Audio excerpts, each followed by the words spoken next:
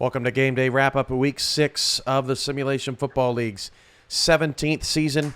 Mike, it was a pretty entertaining week of action. It was a long week of action. It started on Friday, ended on Monday night, late Monday night, and I think we're exhausted. It's become casual Monday here at SFL Studios. Yeah, Cam, it was a great week 6, and as you mentioned, a long week 6. But, man, look, we're halfway home. Things in this league are starting to take shape. We're starting to find out who are the real contenders for season 17 playoffs and possible championship, and we're finding out, who may have to start looking forward to season 18. Yeah, and I think that was probably most evident in our first ball game, where you have two teams that they're not ready to move on. They're not ready to move on and look towards season 18, particularly the St. Louis Gladiators, who had a phenomenal victory over the South-leading Mexico City Aztecs 28-24. They did it with balance. They did it with precision. They did it with grit. It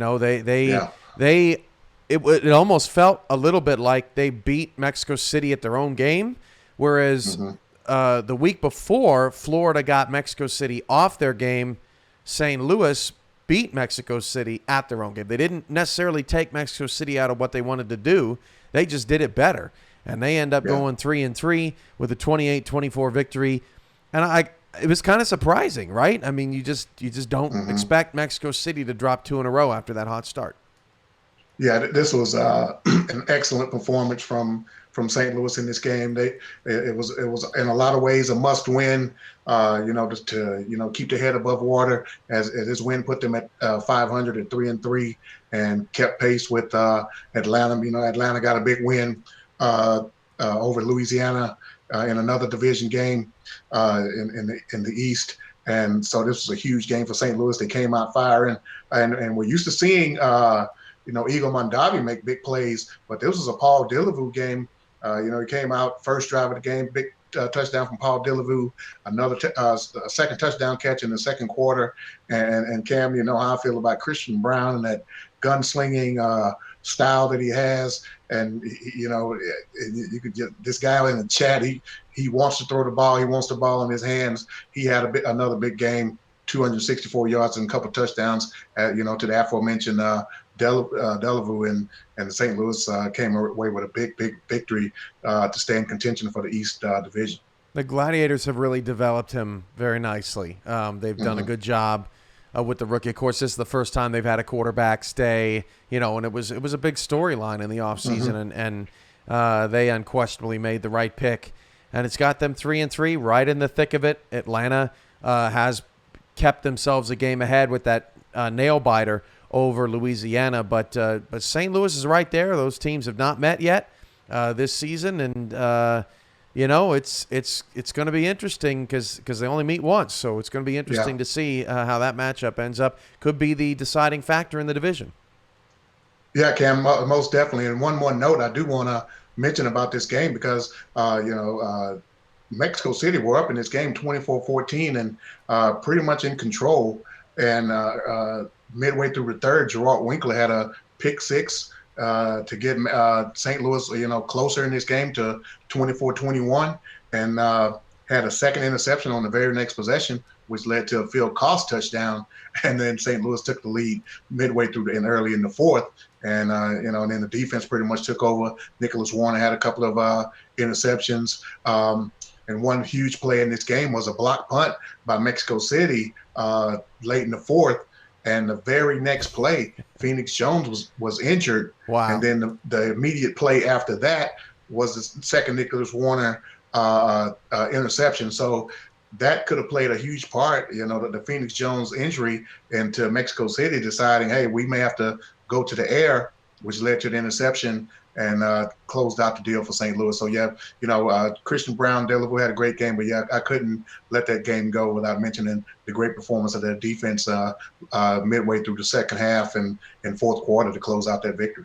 Yeah, a lot of swings in momentum late in that game. There was a lot of pressure. St. Louis has been playing some pressure-packed games here recently. I think the last 3 now that they've had have been decided by 1 score. So Mexico City falls to 4-2, but because of the Houston loss to Florida on Friday, which we'll get to in a minute, they are still 1 game ahead on the division. They have Houston next week, so we're gonna get to see the top of the South fight it out there. That would be surprising if Mexico City lost their 3rd in a row.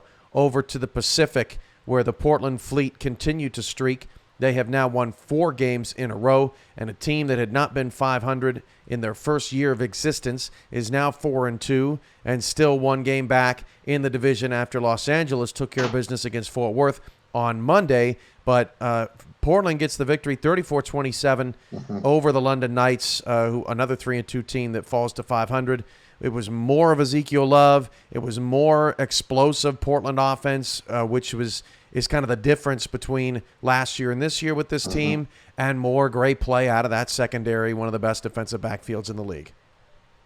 Yeah, Cam, this was a huge game coming in for both ball clubs, and Portland, they definitely want to, make a statement, in this division and say that, hey, we belong. And of course, London wanted to make the same statement, with the schedule that the Knights have coming up in the second half of the season. This was a huge ball game to their playoff hopes with, all the free agent acquisitions that they made. They don't want those to go to waste this season. And, this was a huge game for both teams. And they both played like it. It was a very entertaining ball game. Playoff atmosphere. Oh yeah, definitely a playoff atmosphere. Back and forth. Both teams, throwing haymakers. Ezekiel Love got off to a great start with a huge touchdown run early in the 4th quarter, and then London's go-to guy so far this season, Ben Callier, had a huge touchdown catch, and and that's the way pretty much this game went, back and forth.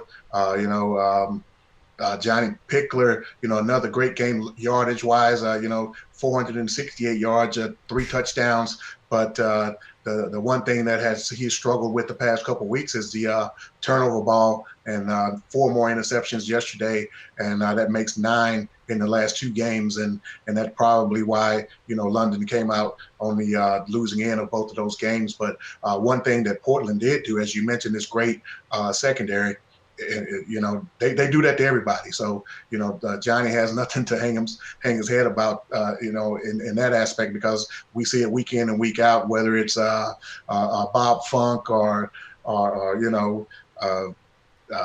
Majors, it's no telling who's going to come up with a big interception or turnover from that secondary, which they do week in and week out. And one huge shout out I want to give in this game, Cam, was Leo Morris. This guy came on a couple of blitz. He was pressuring the quarterback, forcing Pickler into a bunch of bad situations, coming up with a couple of huge sacks. And if I'm not mistaken, he may have had an interception there late in the game himself. But yeah, Leo Morris had a huge game on Sunday to help secure the win for Portland. Some gutsy corner blitzes there out of Portland. Sometimes you need to shake it up a little bit, throw some unexpected stuff in there, and that can make the difference in the game. I don't know what they call it, Mike, but it's you got to have a little something extra when you want to win. You got to take chances, and Portland did that, and it paid off for them. So the Fleet continue to roll. They have Vegas next. That's going to be an interesting matchup, as Vegas has won 2 of their last 3 games. Ezekiel Love, who we didn't really mention, had 170 yards, and we act like it's ho-hum, like he just does what he does. But he continues to lead the league in rushing, and it's now pulled away from Phoenix Jones, who struggled against St. Louis's tough run defense. So good day for Portland. London still going to feel pretty good at 500. Got to take care of business down the stretch. Have Baltimore twice and Florida in 3 of their last 6 games, so that could be tough down the stretch. Before we move on to the rest of the wrap-up of the week, Mike and I did review Friday's 2 games, Friday's early action, including Vice Wars, Florida, and Houston. And we had that recap earlier in the week. If you missed it, here it is. What a great Vice Wars. Denver now leads that series 5-4, but a tremendous game, 20-16. Vegas gets the win and sends the Nightwings to 2-4, and the battle in the West continues, Mike. Yeah, wow, Cam. The West right now, with this Vegas win, is wide open. 2-4 leads, 2-3 Arizona right now leads the division by half a game. pending their game against Sioux Falls later this week. And if Sioux Falls wins that game, this division is everyone's 2-4. But what a great way to start week 6 with Vice Wars, a very competitive game, hard fought throughout. And Vegas basically got enough offense at the end of this game to pull out the victory, and a great victory it was. It's funny the way the ball bounces, right, Mike? Because Bovine goes for 75 yards, and we think, oh, this game's going to be wide open all day long. And then we never saw that play again. I mean, that was the only time that they went deep to him, but they went to press coverage plenty against Denver, and they said, hey, we don't think you're explosive enough to beat us, and they were right. Yeah, Cam, they were absolutely right. As you mentioned, Bovine, third play of the game, 80-plus yard touchdown, and we thought we were going to see fireworks along with this rivalry, but then the defense has tightened up. Denver has yet to, I guess, find a rhythm with Eric Price. They want to protect him a little bit and keep him in the short passing game. One note that I had going into this game, Cam, Logan Keel, he leads his team in catches and yards, and with 40-plus catches and over 500 yards, but no touchdowns. And that was a huge stat to me. That means they're not getting the ball deep enough, and when they really need to.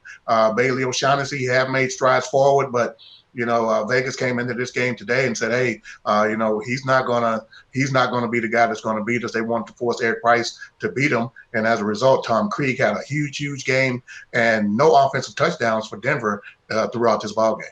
Yeah, that's true. Just the pick 6 from Nick Kindler, and that's all they were able to to muster offensively, and that's going to be a big problem going down the stretch. Again, they play Baltimore next week. We don't know what Baltimore's going to look like. They still have to play this week, but that's the last team you want to play right now. They are averaging a final score of 41-16. Yeah, that is not the team, Cam, that you want to try to get well on, so to speak. The offense is clicking, the defense is clicking. Sir Ron Yates, who's going to be a guest of this weekend on one of the halftime spots, leading the league in sacks. Giovanni Boat leading the league in interceptions. That is not the team that you want to try to get well on next weekend. And for those that don't know, coaches custom build game plans each week for these matchups, so they are tasked with studying their opponents to see what they do, what they don't do, and then they're able to put together that custom game plan, submit it to the league, and then that's what you see running in front of us, and that's what we saw today, a brilliant game plan from Vegas to pull out a 20-16 victory. Over on our Twitch channel, Houston and Florida did battle a shootout, 41-31, but Florida in control most of the second half. Ron Cochran was terrific. He ended up getting player of the game. And Florida looks fine. 4-2, lead the Atlantic. Same old, same old. Yeah, Cam, this is Florida's second trip to Texas, in the last 3 weeks. Yeah, right. And the way they started out, I'm like, man, Texas hasn't been kind to these guys, but they pulled things together. A couple of big Evan Carroll interceptions kind of got this team going. And then, before you know it, the offense was rolling again. And man, they put up huge numbers today, 41 points. Huge day from Ron Cochran, 349 yards, 3 touchdowns. E.J. Minson had a huge game today. A couple of, he had a touchdown, one long 80-yard catch that, stopped short at the 1-yard line. They got things rolling. And this game was 17-17 at the half, Cam. And Eddie mentioned in your broadcast, Sonny Jay's missed field goal, I think, kind of set the tone. Sonny Jay could have put Houston up early in the third quarter with a 48-yard field goal. I believe it was, missed wide right, and Florida just rolled from there. Yeah, it was a great win, and now Houston's got Mexico City, the other team that you don't really want to face right now outside of Queen City. That's going to be a big divisional game in the South as these divisional games start to ramp up on the second half of the season. All right, so Micah, we had some Monday night action. We had 4 games. I would venture to say that I wish I had a pillow, but we did have one of note that was quite exceptional, and that was the still unbeaten Queen City Corsairs. They had nearly 100 offensive plays, and they limited Tulsa to just over 10 minutes of offense. That's less than a quarter Mike. That is less than a quarter. And without 2 Gabriel Manning kick return touchdowns, Queen City would have absolutely flattened Tulsa. Instead, they win 24-14 going away. They are showstoppers, Mike. This team is just clicking in every phase. Yeah, Cam, last week we talked about Baltimore's, big shutout performance over Las Vegas and how dominant they were. And as you mentioned, if it wasn't for, a couple of Gabriel Manning kick returns, we would be talking about a shutout here today, but simply because Tulsa never had the ball to make anything happen. A dominant performance from Jet Zero, 180 plus yards on the ground, a couple of touchdowns. AJ Caswell just, basically managing the game and doing what he needed to do. Deezer Powell had a touchdown catch.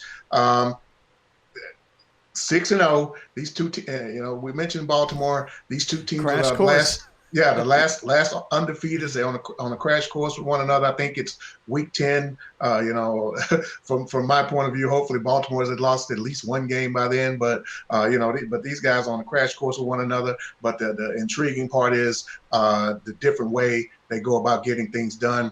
Jack Wigmore, 21 touchdowns, only 7 interceptions. They're going to do it through the air. Ivory Irving, leading the league with, I think, about 1,800 yards receiving. So we know how they're going to do it. But on the other hand, Queen City, they're going to just line up and smash you with Jet Zero and play solid defense. And man, I really can't wait to see this matchup, no matter what the records are, come that week 10. I hope you mean 800. If he's got 1,800 receiving yards in the first 6 games, I mean, maybe he does. I don't know. You know what? You might be right. I think I looked at it earlier today. I think I had him on pace for like 1,800 yards. So, okay. So maybe that's it. Yeah. Hey, so yeah, either way, he's having an incredible first half of the season. I mean, he had 239 last week. I believe he was close to another 200 again this week. The guy's just been amazing so far in the first half of the season. Yeah, nothing would surprise me about Baltimore's offense at this point. They got a win too. It was a close game against DC, but they did pick up the win 33-27. But DC kind of came back a little late. Baltimore was out semi-comfortably in the fourth quarter there but when it was all said and done in that one. All right, Mike, game balls for a very lengthy and busy week 6. Who's your first one? Well, Cam, my first one has to go to, and mainly because I saw the impact firsthand what he had on the game and for his team. And as I mentioned in the wrap up of that game, Leo Morris gets my first game ball. I mean, the dude had an incredible game, like I said, with the sacks and pressuring the quarterback. And if I'm not mistaken, I think he did have an interception in that game, but it was just a great performance from Leo Morris. He really made a difference in what London wanted to do and be comfortable doing it. And he has to get a game ball from me. Anytime a DB can make plays in the backfield, hey, it's tough to bring the quarterback down. And he's just, I mean, between Derek Majors and Bob Funk, and it's not often that every single game, every single person in the defensive backfield is making a play. And that just seems like that's every week for Portland. Leo Morris, great stuff. I got to go TD Drew. 23 of 26. He only has 3 incompletions. He throws for 372 yards, 3 touchdowns. Charleston is underrated. They've kind of flown under the radar because they lost 3 straight games. But most of the games were pretty close. They lost a nail biter against Fort Worth, and TD Drew it's almost like he's ignited Ken McCarl. I don't think I've seen Ken McCarl play this well in a long time. And once again, Mike, we talk about it every week. What is going on with Lone Star's defense corners on the outside? Because Bo Martin Jr. and Gunny McGuire are getting exploited outside the numbers. And we see it every week, and it just seems like every team has great coaching. It just seems like every week they're like, oh, man, we got to exploit them on the outside, and they're just getting burned. I don't understand it, but TD Drew took full advantage, and he was sensational. I can't remember the last time TD Drew threw for 372 yards and had an efficient day like that. So what a performance. And I can't remember it either, Cam. That's why I had him on my list. But thank you very much for stealing one from me. I think that's the first time this season you've gotten me. But that's right. It was an incredible performance. Like you said, Ken McCarroll. We had a Ken McCarroll sighting. He was ignited in this game, and Buchanan Simons. I mean, he had a huge touchdown catch on the opposite end. I think Buchanan's was over Gunny, maybe McCarroll's was over Lacey or vice versa. But as you mentioned, man, those Lone Star corners are struggling this season, and teams have either seen something to exploit something that they see in the Lone Star secondary. But hey, kudos to TD for coming up with a huge game and well deserving of a game ball. All right, who you got next? For whatever reason, Cam, I've been leaning on the defensive side, but this guy, he's going to be a repeat winner. Jack Napier. I mean, 3 more interceptions in the game against Louisiana this weekend, and he pretty much has single-handedly. I know he has help. I get it, but the last 2 weeks, 7 interceptions, 4 against London that helped. Atlanta win that game, and when the offense kind of struggled a little bit, and then 3 more this past weekend, and with the offense not really, hitting on all cylinders to help, seal the deal against Louisiana. So, 7 interceptions in 2 weeks, and the way that they came and the way they impacted the game, Jack Napier definitely deserving of consecutive weeks of game balls. Without his performance, I think they lose that game. I mean, every time they hit Louisiana in the mouth, and Louisiana was without Reggie Streeter, they were playing for their owner who was suffering through Hurricane Ida and all this other stuff that was going on. Every time Louisiana came back, Napier was the one guy that was like, not today. Yeah. Not today. And other than Napier, Tommy Utah had a great day. I mean, he seemed to be able to do whatever he wanted out there. Excuse me. And, Napier was the X factor for the second week in a row for Atlanta. So, I'm with you on that. A rare back-to-back game ball for a single player. I'm going to give my next one to a collective team. I'm going to give it to LA's defense for 15 passes defended. Okay, if you are on the field for an average of 22 minutes a game, half a game, that's a pass defense once every about 90 seconds of game time that you are on the field. For as much as Fort Worth likes to run the ball, that's a lot of passes defended. And they held Fort Worth to 3 points. I don't think any singular player had more than 3. So you've got all of these different players who are contributing to these passes defense. And actually, I have it right here in front of me, but it ended up being 3 for Colston, 3 for Rahman, 2 for Scott, who's playing the 6th DB spot, 2 for Blaze, 1 for Rahman Jr., 1 for Parker, 1 for Stinson. That's 6 or 7 players with a pass defense on this LA defense, and they were just everywhere. They were all over the field. They're 5-1 now. And there was no true standout, but for a defense to get that many passes defensed, and obviously in all different types of the field, you have to have a pretty amazing scheme. Shout out to Sully Richardson for that, to make that happen. Yeah, it was an excellent game plan defensively for LA tonight. And as you mentioned, the deflected passes. You mentioned Buddy Blaze. I mean, he's been having an excellent season thus far. Also, Rachel Colston with a couple of interceptions. Ryan Yosef, I think, had a pick in this game. Essentially a shutout. 20-3 game. Strong defensive performance from LA.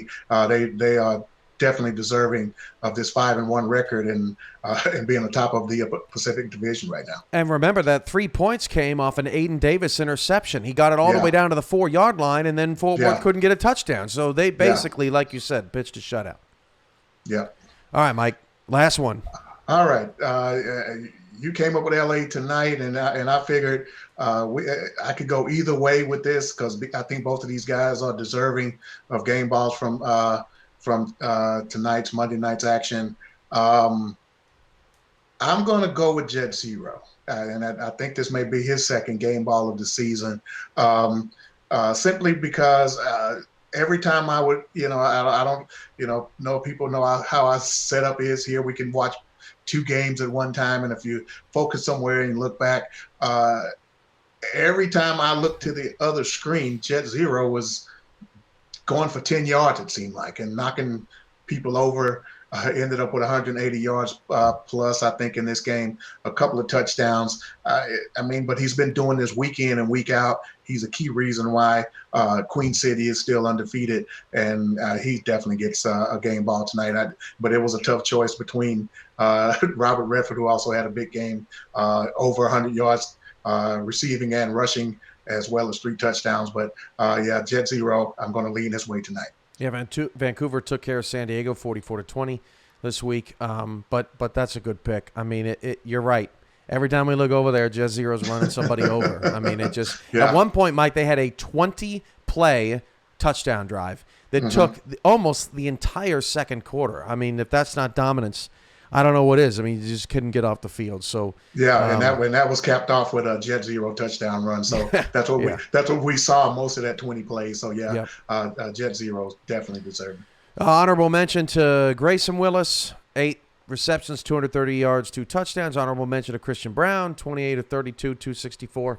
But I got to give this guy some love. It wasn't a stat sheet stuffer performance, but I was listening to the broadcast of this game, and about every 2 minutes I heard Greg Gaines' name for Jacksonville. 4 tackles, 1 pick, 2 pass deflections, a forced fumble, and a fumble recovery. And keep in mind, Mike, this guy's been a journeyman. This guy has struggled to progress in the past. This guy has struggled to find a home. And Jacksonville, when you think about it, right, you got a rebuild going. You're not quite sure what you're going to get out of these players. And Greg Gaines has been perfect for this team. They only got 4 DBs signed in this secondary, and he stepped up his game. He has been a big reason, I think, why this Jacksonville team is starting to turn things around. He was phenomenal. He had to guard Prasad, McDaniel Jr. I mean, that is a tough receiving core to defend, and he just had a terrific game. I mean, corners are never going to fill a stat sheet, but I think he has exceeded his expectations in Jacksonville, and you need that, when you're a team in rebuild. Yeah, Cam, as you mentioned, don't look now, Atlantic Division, but Jacksonville's won 2 in a row. This division has struggled a little bit. Florida has gotten things back on track, but now Jacksonville's, they're 2-4. They're right there in the thick of things right now, and a couple of more wins here or there, and the schedule, I think the next couple of weeks doesn't seem too tough, and they're going to be right back in the thick of this thing. And but Greg Gaines, I think he had a couple of interceptions, and this defense played great this entire game as a whole. Hunter Norwood had a sack, and I think I mentioned to you when this game was going on, the only name we pretty much heard out of the Carolina offense all day was Harish Prasad. I mean, where was everyone else? The defense and the secondary pretty much shut down everyone else, and Jacksonville went on to a very dominating performance. And like I said, man, look out now, because Jacksonville, they want to keep that playoff streak going. 42-14 win over Carolina. That was early Sunday. Mike and I will be back Saturday for Week 7's start, the headlining game. Lone Star and Fort Worth, pair of 2 and 4 teams. They got to get it together and fast. LA hosts Arizona, 5-1, 3-3. That should be a terrific game as Arizona tries to figure out how to slow them down. The division leaders, Mike, in the West at 3-3. That has just been a crazy division. But that's it for Week 6. For Mike, I'm Cam, and we'll see you next week.